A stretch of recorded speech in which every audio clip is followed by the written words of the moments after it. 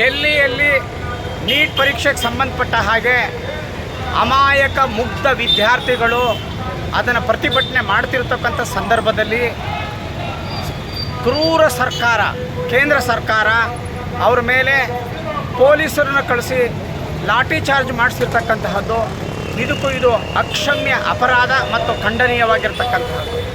ಮಾತ್ರವಲ್ಲದೆ ಕೇಂದ್ರ ಸರ್ಕಾರ BJP ಮತ್ತು RSS ಗೂಂಡಗಳನ್ನು ಪೊಲೀಸ್ ದಿರಿಸುಗಳನ್ನು ಹಾಕಿಸಿ ಅವ್ರ ಮೇಲೆ ಹಲ್ಲೆ ಮಾಡಿಸಿರ್ತಕ್ಕಂತಹದ್ದು ಪ್ರತಿಯೊಬ್ಬ ಮಾನವೀಯ ಕಳಕಳಿ ಇರತಕ್ಕಂತಹ ಪ್ರಗತಿಪರ ಚಿಂತಕರು, ಸಾರ್ವಜನಿಕರು ಉಗ್ರವಾಗಿ ಖಂಡನೆ ಮಾಡಬೇಕಾದಂತಹ ವಿಚಾರ ಇದು ಅಮಾಯಕರು ವಿದ್ಯಾರ್ಥಿಗಳು ಕೇಳ್ತಾ ಇರೋಂಥದ್ದಾದರೂ ಏನು ಕೇಳ್ತಾ ಇರ್ತಕ್ಕಂತಹದ್ದು ಏನು ಈ ಶಿಕ್ಷಣ ವ್ಯವಸ್ಥೆಯಲ್ಲಾಗಿರ್ತಕ್ಕಂತಹ ಏನು ಭ್ರಷ್ಟಾಚಾರ ಏನಿದೆಯೋ ಇದನ್ನು ಸಂಪೂರ್ಣವಾಗಿ ನಿರ್ಮೂಲನೆ ಮಾಡಿ ಒಂದು ಸುಭದ್ರವಾದಂತಹ ವ್ಯವಸ್ಥೆಯನ್ನು ಶಿಕ್ಷಣ ಕ್ಷೇತ್ರದಲ್ಲಿ ಕೊಡಬೇಕು ಅಂತ ಕೇಳ್ತಕ್ಕಂಥದ್ದು ಬಿಟ್ಟರೆ ಬೇರೆ ಏನೂ ಇಲ್ಲ. ಆದರೆ ಸರ್ಕಾರ ಮೌನವಾಗಿರ್ತಕ್ಕಂಥದ್ದು ನಿಜಕ್ಕೂ ಖಂಡನೀಯ.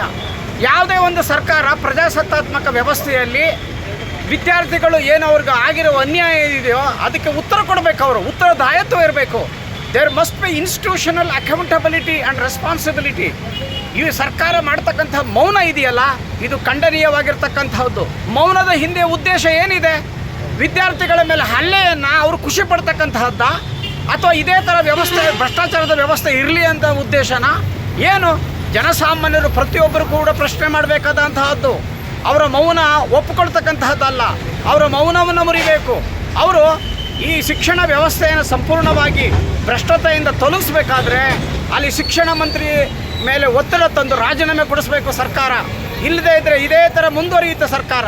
ಇವತ್ತು ಸರ್ಕಾರ ಹೇಳ್ತಿರ್ತಕ್ಕಂತಹದ್ದೇನು, ನಾವು ನೀಟ್ ಅನ್ನುವಂಥ ಪರೀಕ್ಷೆ ಏನು ಲೀಕೇಜ್ ಆಗಿದೆಯೋ ನಾವು ಪರೀಕ್ಷೆ ನಡೆಸಿದ್ದೀವಿ ಅಂದ್ಬಿಟ್ಟು ತಪ್ಪಿಸ್ಕೊಳ್ತಾ ಇದ್ದಾರೆ. ಅಷ್ಟು ಮಾತ್ರ ಅಲ್ಲ, ಇವತ್ತು 2-3 ಬಾರಿ ಪರೀಕ್ಷಾ ಪತ್ರಿಕೆಗಳು ಲೀಕ್ಔಟ್ ಆಗಿರ್ತಕ್ಕಂಥದ್ದು ಇದು ಯಾರು ಕೂಡ ಒಪ್ಕೊಳ್ತಕ್ಕಂತಹದ್ದಲ್ಲ.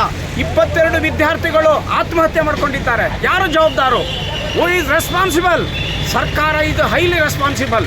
ಮೌನವಾಗಿರ್ತಕ್ಕಂಥದ್ದನ್ನು ನಾವು ಮಳವಳ್ಳಿ ತಾಲೂಕಿನ ವತಿಯಿಂದ, ಮಂಡ್ಯ ಜಿಲ್ಲೆ ಮಳವಳ್ಳಿ ತಾಲೂಕಿನ ವತಿಯಿಂದ ಉಗ್ರವಾಗಿ ಖಂಡನೆ ಮಾಡ್ತಾ ಇದ್ದೀವಿ. ಇವತ್ತು ನಾವು ಸಾಂಕೇತಿಕವಾಗಿ ಇಲ್ಲಿ ಪ್ರತಿಭಟನೆ ಮಾಡಲಿಕ್ಕೆ ಇಲ್ಲಿ ಸೇರಿಕೊಂಡಿದ್ದೇವೆ.